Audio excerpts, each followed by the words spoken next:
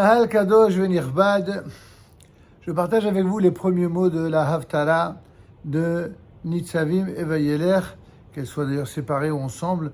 C'est toujours la Haftarah de Sos Assis Badonai qui commence ainsi donc « Je veux me réjouir pleinement ». C'est bien sûr le prophète Isaïe à nouveau qui s'exprime au nom d'Akadosh Baruch Hu et qui dit « Je veux me réjouir pleinement avec Hachem, que mon âme exulte avec mon Dieu, car il m'a revêtu des habits du salut et m'a couverte d'un manteau de grâce, tel un fiancé resplendissant de gloire et tel une jeune mariée parée de bijoux.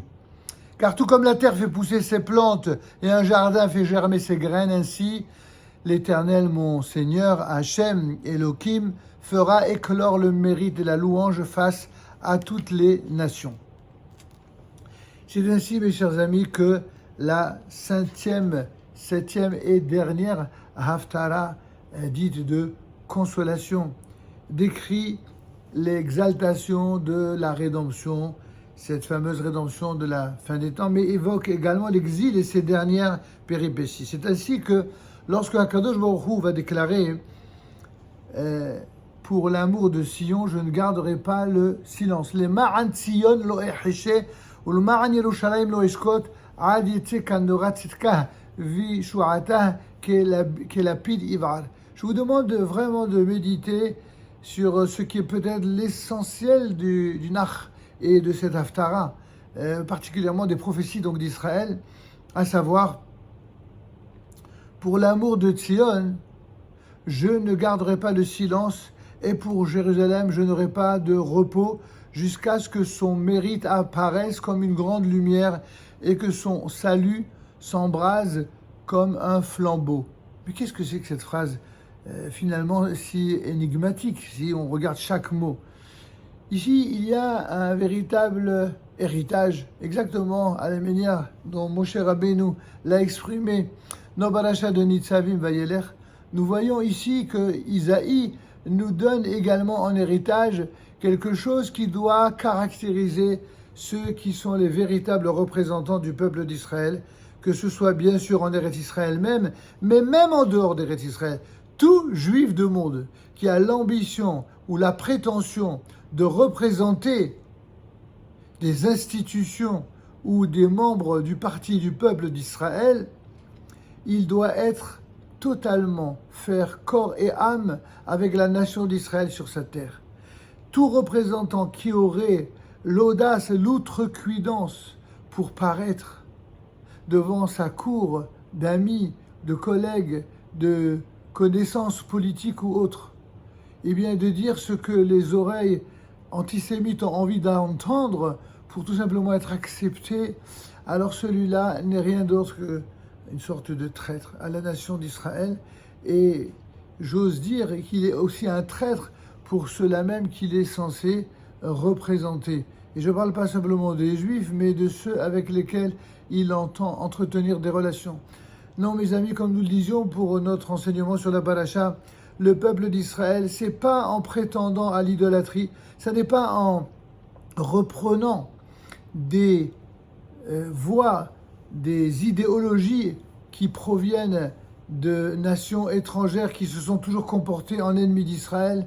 C'est certainement pas en agissant de la sorte que l'on pourra comprendre ce que dit ici le prophète Isaïe. Pour l'amour de Sion, je ne garderai pas le silence. Il y a des gens qui parlent toute la journée de lutte contre l'antisémitisme. Évidemment que la lutte contre l'antisémitisme, c'est très important, c'est pas nous qui dirons le contraire. Mais la lutte contre l'antisémitisme passe d'abord et avant toute chose, aujourd'hui plus que jamais, par la lutte contre l'antisionisme.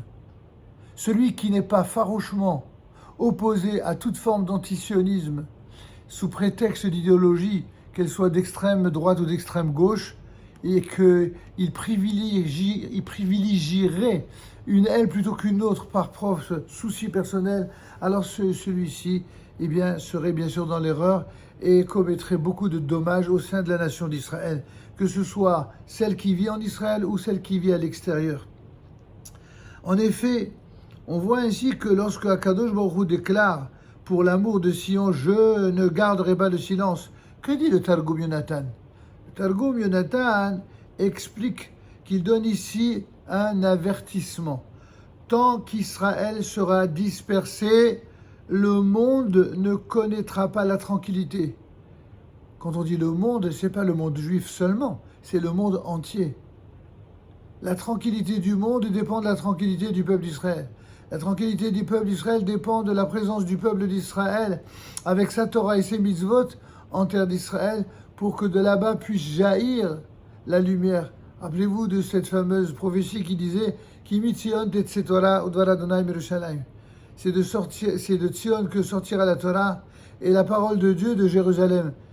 Regardez un peu le contexte dans lequel cela a été dit et vous verrez que ceux qui déclareront cela, ce n'est pas les grands rabbins d'Israël, ce n'est pas les grands rabbins de l'exil, ce n'est pas les juifs de Torah, ce sont les goïms. Ce sont les goïms, ce sont les nations de la terre. Elles iront en Israël, elles iront saluer le peuple d'Israël, le Beth Hamikdash, et elles diront, c'est elles qui diront, comme une constatation, comme un témoignage, qui mitzion et Torah. C'est bel et bien de Tzion, d'Eretz Israël que sortira la Torah. Sous-entendu, cette prétention morale et spirituelle que d'aucuns, c'est dans l'histoire, amené à transmettre, à prétendre, eh bien, c'est en Eretz Israël que cela se réalisera. Qu'il en soit ainsi, et ce de génération en génération, jusqu'à l'avènement de notre juste Mashiach. Amen, Ken Yesod, Shabbat Shalom et Varach.